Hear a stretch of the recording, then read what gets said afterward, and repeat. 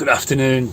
Now, another major reason why you should learn to fly in VR, if you're seriously thinking of becoming a pilot and going off and doing it and paying loads of money, is because in VR, apart from the fact that it's free, once you've got the setup and a joystick and a VR headset and things, apart from it being free, is the weather. The weather is always a contributory factor. Now, you've got a lot of pilots coming over from the United States during the Second World War, and they found themselves at numerous air bases all over the UK, and they'd never experienced European weather before, and it drove them mad because they know they've done lots of flying out in the United States area and it's all nice weather, but here in Europe it can be well dodgy. But the big advantage, as you're going to see in the next video, is that, because I've just been to do some flying training, and the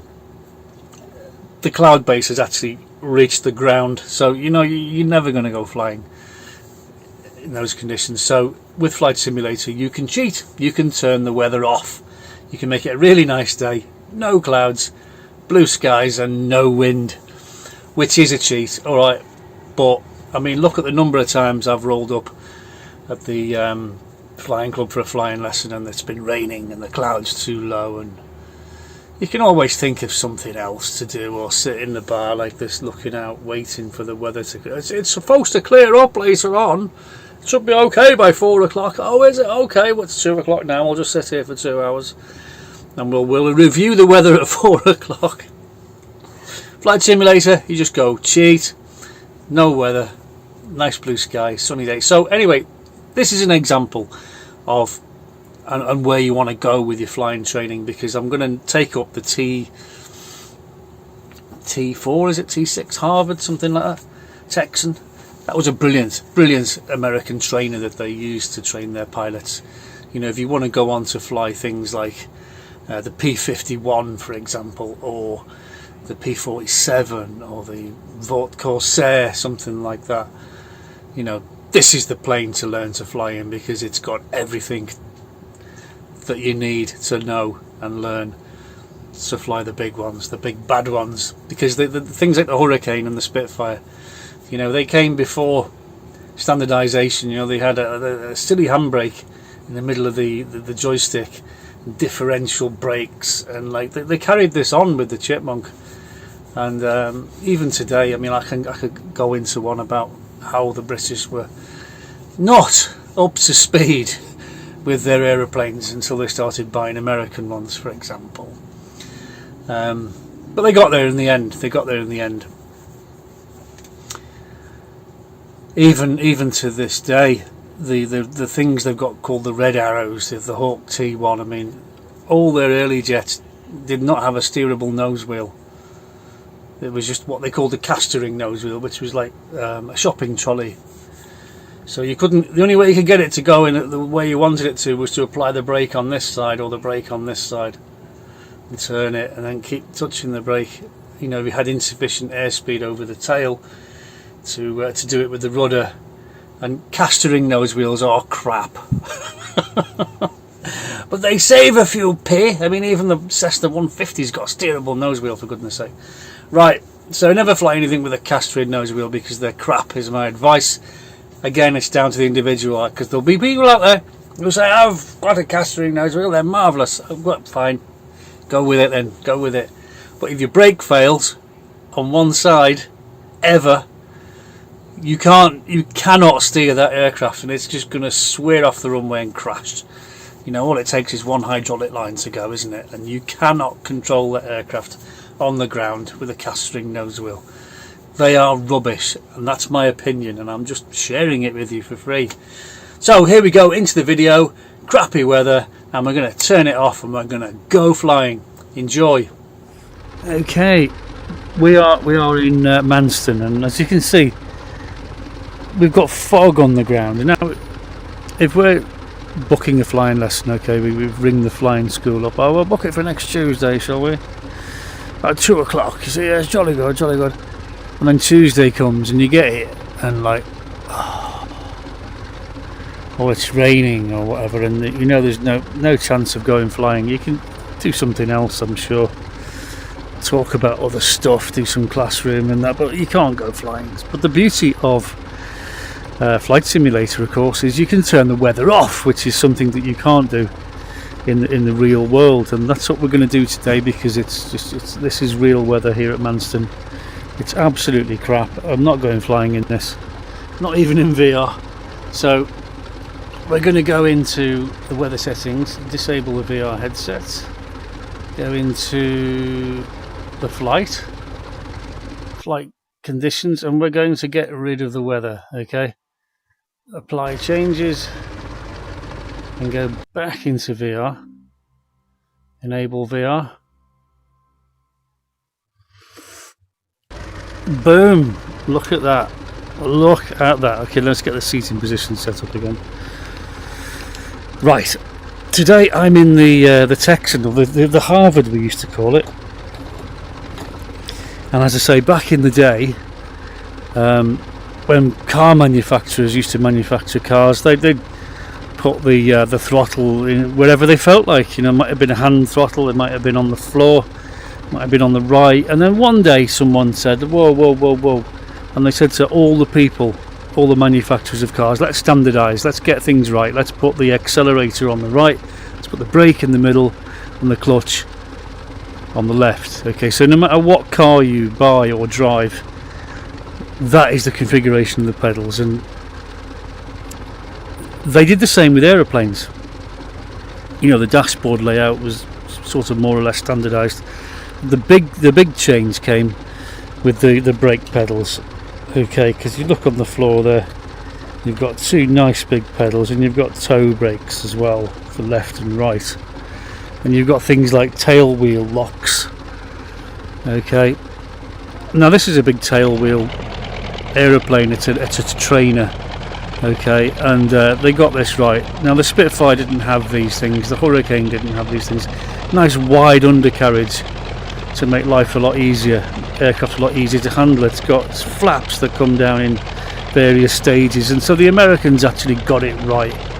Okay, today you'll find that most configurations are the same. You've got toe brakes, and so we're going to go off. I'm going to pull the stick back, let the brakes off, open the tap. This is the Barron Flying Club. This is our new accommodation here at Manston Airport.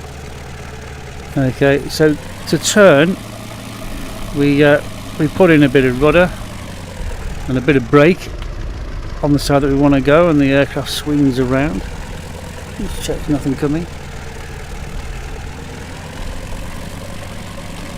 Isn't that marvellous? You can turn the weather off, switch it to Cav OK or something like that, something nice and flyable. I don't like cheating, but when you're left with no choice because the weather is just so abysmal, and it is quite often that way in the UK, so it's a massive advantage to you, because you can get your hours of flying in. And in the early days, when you first start to learn to fly, I would strongly recommend you turn the weather off, turn it off completely. Now I have to look out the sides, you see, to see where I'm going. This is a failing of the tail wheels. This isn't too bad, but you can't see over the hood, you can't see what's in front of you. You don't want to crash into the back of another aeroplane. So, whereas today everything's got a nose wheel, all the planes you see today, they're all nose wheels, because they're much safer, they're better, you can see out, you can control them better, you can land them in crosswinds better. But if you want to go on to fly Warbirds, this is an excellent aircraft to fly. Okay, that's the holding point. We just passed the holding point. Normally we'd stop there, do our power checks, our magneto checks, that sort of thing. We're not doing any of them today. That's not what the lesson's about.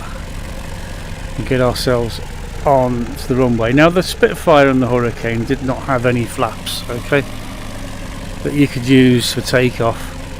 They had one huge drag flap. It was either on or off, so you would never put that down for takeoff. But this one we've got a flap lever down there somewhere. There it is. So we've got one stage of flaps. Let's go behind and have a look at the aircraft from behind. You can see the flaps there. There's different levels of flaps. Okay. We don't need flaps today, but we're going to go with one stage of flap, okay? Just because we can. Okay, so we're going to go and have a whiz. So we're going to stick right back. I'm not one of these people that wants to push the stick through the dashboard as soon as the power comes on, because that might work with a Chipmunk, but it won't work with a Spitfire. Okay, you'll dig the propeller into the ground if you do that. Okay, so full power, and once we've got lots of wind over the controls, there you go, we're off already. Prop can come back, we'll pull the wheels up, and we'll get rid of the flaps when we get to 200 feet. Always try to leave the flaps down until you get to 200 feet. Have that figure in your mind, and we can raise the flaps. What a nice plane, what a nice plane. It's a really nice aeroplane to fly, this. It's big, it's loud, it's very safe to fly.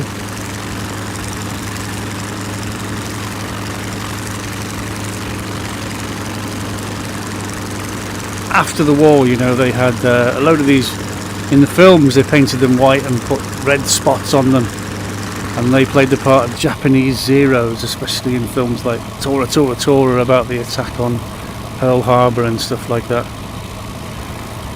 Okay, so now we're controlling the RPM with the propeller. You'll notice we've got 3 knobs there. One with P on it, that's the propeller. The one with M on it, that's the mixture, and the other one, that's the throttle, that's the gas.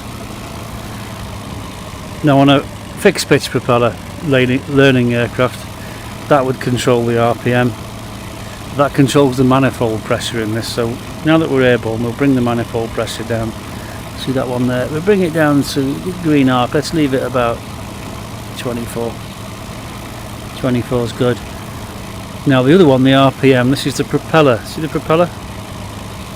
Moving that. As we move that, we'll move the RPM gauge. So we want it at the top of the green there. There we go. So we're all set up. Flaps are up. We haven't got any air brakes. You can trim it in. Now if I let go of the stick, the nose goes down, so I need to trim it up. We've got trim wheels. See the elevator trim there? We trim that until it's straight and level. We trimmed it too much there, so we need to just trim that in. Trim it in nice, so that you can actually let go of the stick. When it's trimmed in properly, it's still climbing slightly. You have to fiddle about with it a little bit until you get it just so. And the other one's rudder trim, because the rudder will turn the aircraft as well. If I boot rudder in, you see what happens there. Whoa! So you don't want to do too much of that. Okay, nice and easy. Now I often spoke about top rudder. Now when you turn, you'll put some rudder in to help you in the turn. Okay, but if you're doing things like aerobatics, you're doing a roll. Let's show you a roll. Let's give it full power. So we're pulling up and we're going over with a roll. We'll put top rudder in like that, you see, just to keep the nose up. And then as you go the other way, you'll put top rudder in the other way. Because if you don't do that, watch, I won't do it on this occasion, and we'll just see what happens. We've got 180 knots in there. Everything's looking good. Let's do a roll. And we won't use any top rudder, and when we come out of the roll, we're pointing at the ground. Look at that, that's not good, is it? So we do that again the other way. We'll unwind it, and this time we'll put top rudder in. So we're putting right hand rudder in there, and then we're putting left hand rudder in there, and so when we come out the other side, we shouldn't really be pointing at the ground.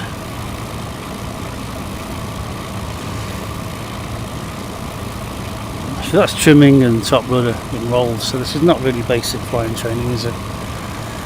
Normally we'd put a little bit of rudder in as we're helping ourselves around.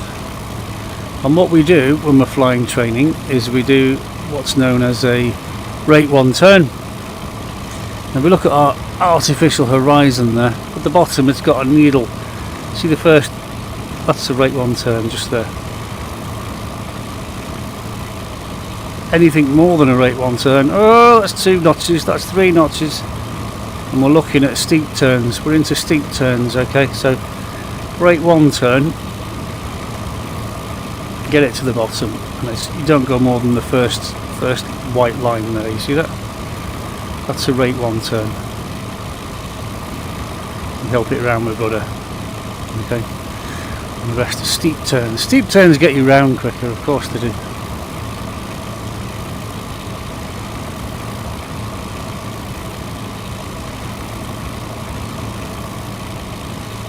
And we can fly on days when the weather is crap and it doesn't cost us anything. Watch the airspeed indicator now. When it gets down below the white arc, the airplane won't fly anymore and it stalls and it falls out of the sky. Stalling is an interesting one. Stalling is interesting. Let's do some stalling. So if I bring the RPM right back, and I'll feather that propeller so it's not slowing us down or anything, we can bring the aeroplane into below the white arc is the stall, 80 knots. So we're just going to let the aeroplane stall. It should shake and then it drops out the sky because one wing stalls and it goes into a spin. Look at that. Okay.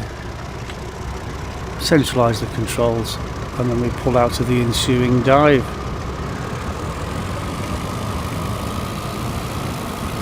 So it's a non-event really. When you see the first sign of a stall, a lot of aircraft today have got a stall warner beep that comes on before you stall, and all you got to do is lower the nose and increase the power. And when I say lower the nose, I don't mean by much. You know, it's nothing dramatic like a stall and a spin. So we're coming down to 80 knots now. Look, it's going to stall very soon. We're at 2,100 feet. So as we approach the stall, we'd hear a stall warner. Not on this aircraft, I don't think this aircraft has a stall warner, but then the stick starts to shake as well. That's another sign that the stall's approaching. And all we got to do is lower the nose like that, increase the power, boom, that's it. And in your pilot's license you have to do stall recovery at the first sign of a stall, and that's it. It's nothing. Honestly, it's nothing. They don't even do spinning anymore. It says in this aircraft intentional spinning is prohibited, so they don't. If you get it wrong, you see, you're going to crash the plane and you're going to die. So they took it out of the pilot's curriculum because you should never get into a stall to start off with. If you fly too slow, you're going to stall. And what happens is one of the wings will stop flying because the airflow over the wing is insufficient to generate lift. And it's always going to be one before the other. And then wing drops, aeroplane turns over. And if you're really low to the ground, you're dead. The aircraft's destroyed. So you never want to stall, and if you want to practice stall recovery, you should be at height. You should go to like 2,000-3,000 feet. Higher the better, really, because we're going right up quite fast there now, up to 80 knots. We've got altitude. Looking for the altimeter, we've got 3,700 feet there. Okay, so let's just pull the power, put the prop forward, because that's going to slow us down as well. That's going to give us drag when it's fully forward. Let's pull the stick right back. There we go, into the stall. Look at that. Whoa, around we go. It's proper spin developing there. One wing is flying, that's the outside one, and the inside one isn't. So we put opposite rudder in, let them keep the nose down, let the airspeed build up, and then we come out, and look how much altitude we've lost. We've pulled out at just over 1,000 feet, so we lost quite a lot of altitude there. It's good fun though.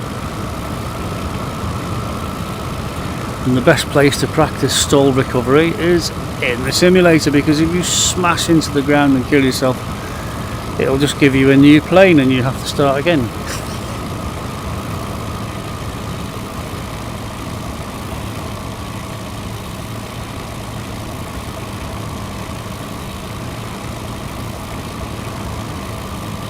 $160. Can we do a loop in this thing? Will it do a loop? Let me go up to 2,000 feet first, just give myself a bit more safety altitude. There we go, 2,000 feet. So we'll put the nose down and then we'll pick up some speed. There we go, that'll do. Heading towards the runway. Top of the green arc, 200 miles an hour. That's it. So you just take back loads of G now. Quick glance out the side so we can see where we are. You don't need to pull the throttle on this. You would pull the throttle on this on a chipmunk, something like that, but not on this. RPM set, so it's going round nice and easy. That's the loop. Okay, pull the power back. It's going really fast now, so if we want to slow down, we'll do some touch and goes. There's no wind today, we've turned the weather off, so we're going to sidestep the aircraft. That's full right rudder, and we're tipping the stick to the left. So we're losing altitude here quite dramatically. Let's have some wheels. Straighten up and have one stage of flap, 2 stages of flap. I never use more than 2 stages of flaps. Honestly, you don't need it. People say, oh, you should practice with full flap. Why? You just get a load of drift to the side, especially when it's windy. It gives you more problems than you need. So, according to the airspeed indicator on this, it will fly with flaps down at 80 knots. So, we really want to be at 80 knots. We're at 100. We're going a bit fast, actually.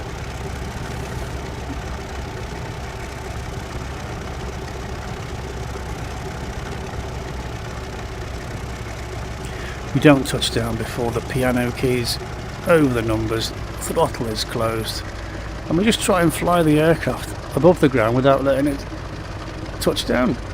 Try and keep it in the air for as long as possible, and it will automatically just settle down on the ground on its own. There it is.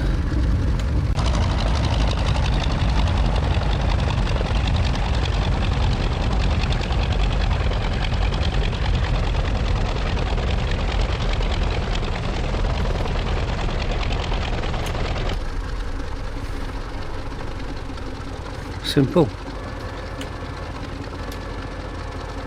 Reset the flaps to 1 stage off. You might have to give it a few stabs on the brake to get it going the way you want it to go. Centralise the controls once you've got a good airflow across the tail, and it will just lift off when it's ready. There you go, it's off. Wheels can come up.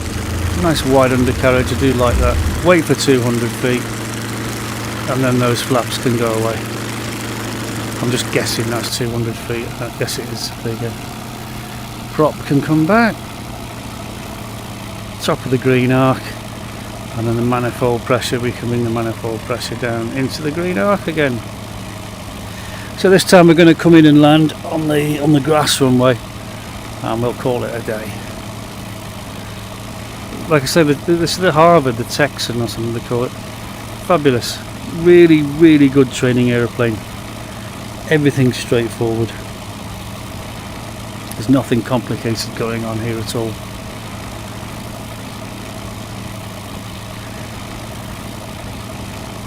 And of course you can sightsee on the way around. I've got the canopy open at the moment, so I just like it open. You can have it closed. The Messerschmitt 109 is horrible. It's like being in a coffin. Big square canopy. Okay, so we're doing 120 there, just top of the white arc. We'll just trim that down a bit. There we go, put the trim right. This is Reigate. This is where you get the ferry across to the European Union. There's the marina down there, look. Lots of boats. Altitude 1,200 feet, that's a good altitude to fly. Low flying rules. Over a town like this we should be at 1,500, so we'll pull back on the stick a little bit and it'll get us up to 1,500. 3,000 feet if you want to fly over a stadium or a public event or something like that, but 1,500 feet over the town. But if we're over the water, then we don't need to stick to that rule, because we're strictly speaking not flying over the town. Still doing 120 miles an hour. Yes, it's calibrated in miles per hour. Normally aeroplanes are in knots. And of course we've got two big fuel tanks. We've got one in the left wing and we've got one in the right wing, and there's a dial that you switch from one tank to the other, which is down there. See the big red knob? So if you leave it running on one wing tank for too long, the aeroplane becomes heavy on one side and then it just starts to get lopsided. So you, again, pilot watch, bezel, set your bezel for takeoff, 15 minutes in, change tanks, another 15 minutes, change tanks. So it helps to manage your fuel. You've got to manage everything. You've got to keep your eye on everything, temperatures, pressures. If your engine's getting a bit hot, you can open the cowl flaps, let more air through. This is a big air-cooled radial engine. Okay.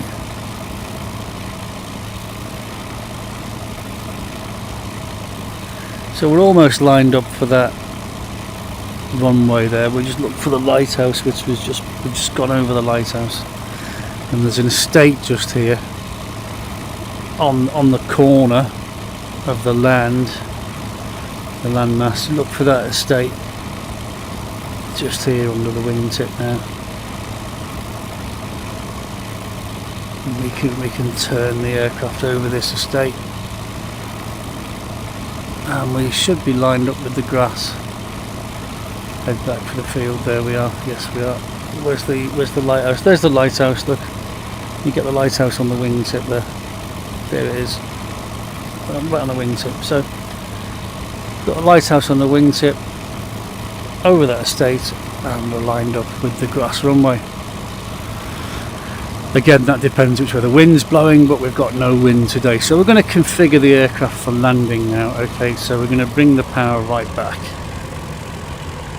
Okay, we're going to move the propeller forward nice and slowly to fully fine. Okay, we're too fast for flaps at the moment. We're not in the white arc. The white arc is the flap limit speed.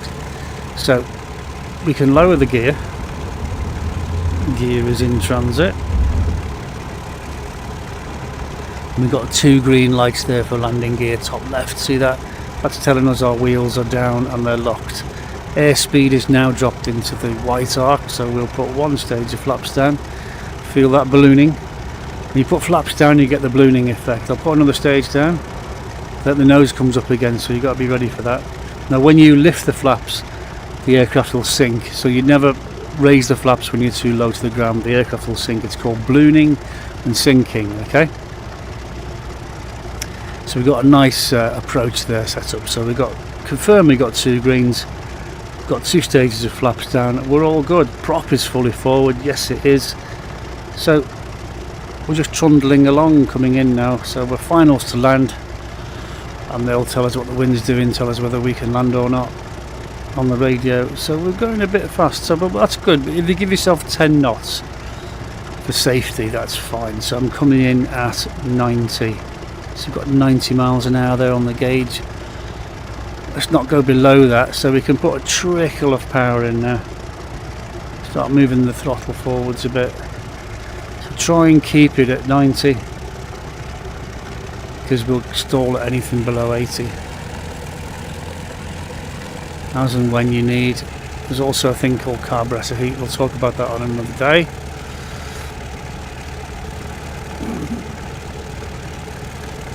We've got 90 knots. 90 knots.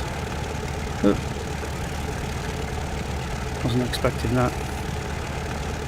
Okay, 90 knots. So we can chop the power all together now. Raise the nose, and we just don't let the aeroplane land. We just try and fly along above the runway. Keep pulling back, keep pulling back, keep pulling back. Don't let it land.